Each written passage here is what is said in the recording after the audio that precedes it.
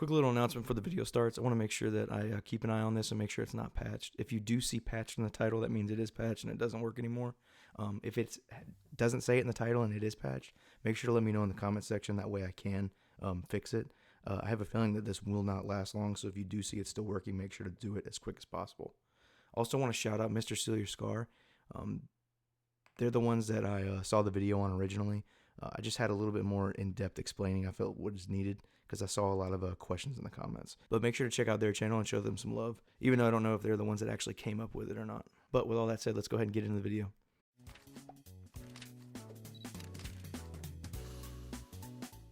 Yo, what is going on, everybody? This is Ricky, aka Glizmo Gaming, and today I'm going to be showing how to get the infamous social distancing challenge in Black Ops Cold War Zombies. This is one of the Dark Ops challenges.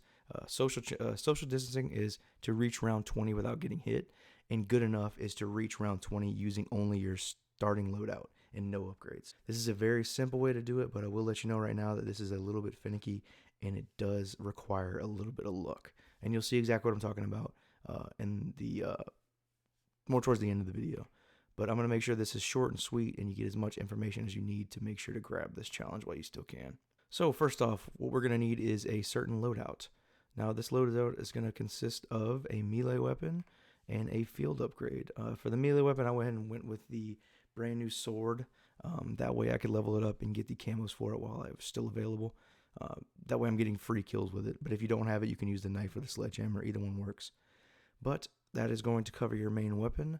For your field upgrade, you want to go ahead and grab the energy mine. I recommend tier 3, and we're going to be doing the energy mine glitch to get the infinite energy mines. That way you never run out, and it's a very simple way to grab this, especially while you're in this glitch, and you'll see what I'm talking about then. But if you don't have tier 3, make sure you grab that before you attempt this. But now that we got everything set up, let's go ahead and jump right in.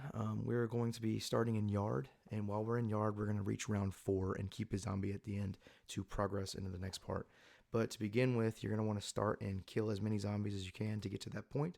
And while you're doing that, make sure you do not get hit. I did see somebody ask about how to avoid getting hit or what's the best way to do it. It's not that hard, especially with the ranged melee weapons.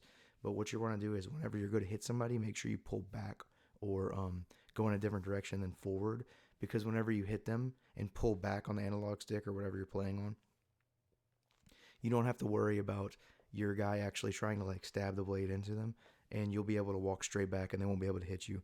Another tip is whenever they're all piled up, make sure not to just try to hit them. Try to spread them out a little bit, because if they're all piled up and you go to hit one, you're gonna have to worry about the guy behind him hitting you. I've had that happen a few times. Just keep trying and get to the point where you make it to round 4 and you have just one zombie left, and if you get hit, just restart. It's not that big a deal. Once you reach the end of round 4, you're going to want to head and keep a zombie.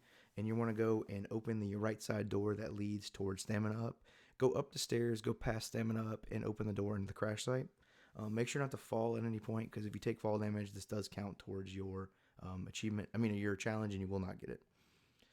Go ahead and open the door to facility and go towards medical bay. Once you get in here, this is where we're going to be sticking until we get the challenge.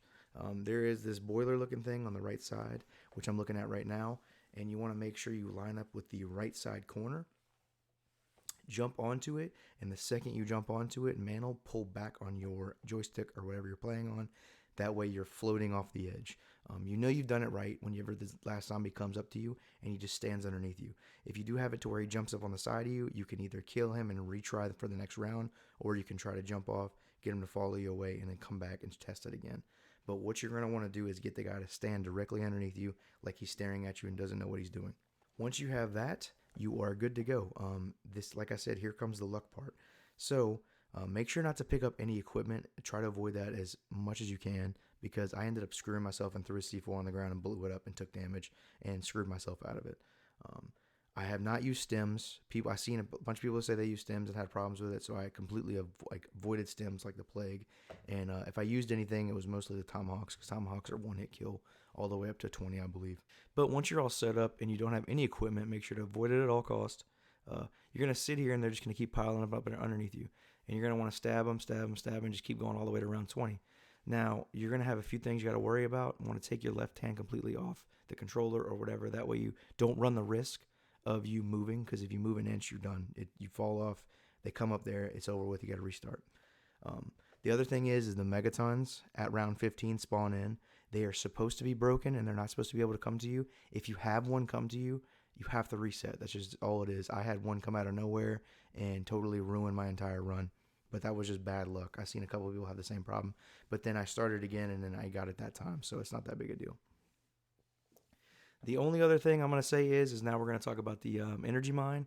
Now, the energy mine works is you're going to need this in the later rounds when the zombies are not one hit, because you don't want too many to pile up, because if they do pile up, one of them will overblock the glitch and jump up on top of it with you and hit you and ruin it for you. So whenever they're in a giant pile, you want to throw down the energy mine. The energy mine is going to blow up once, and then the second time it blows up, that energy wave needs to kill a zombie in order to reset the counter on the energy wave. You want to make sure on the bottom right that you see a 2. And once you throw it, it's going to say 1. Once the second wave blows up, and if it kills a zombie, it'll say 2 again. If it doesn't, make sure to whack a zombie with your knife and kill him. And once you kill him, you will get another energy mine in the space of the first one. So it's simple. If you run the risk of it like breaking, it's not hard. Just make sure to knife him again, and it'll come right back. And you're just going to do this all the way up to round 20. I found it was not hard once I got the groove of things, but it did take me a few tries and a couple hours. So if you don't feel like putting that much time into it, just walk away now, because I promise you'll get a headache. But once you reach round 20, you're going to unlock 2 challenges. I actually screwed up and got hit on the first try, and I unlocked the one for using the loadout, which you're going to be using only the knife the entire time anyway.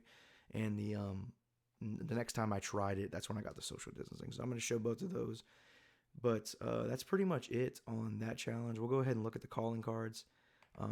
Not too great in my opinion. I didn't really care too much for them. You might. So if you do, you can go ahead and rock them. But I just think they look kind of bland in my eyes. But that's pretty much it. If y'all have any kind of questions about anything, go ahead and leave them in the comments below. And if you like the video, make sure to subscribe or check out any of my other videos. And I'll see y'all in the next one. Peace out.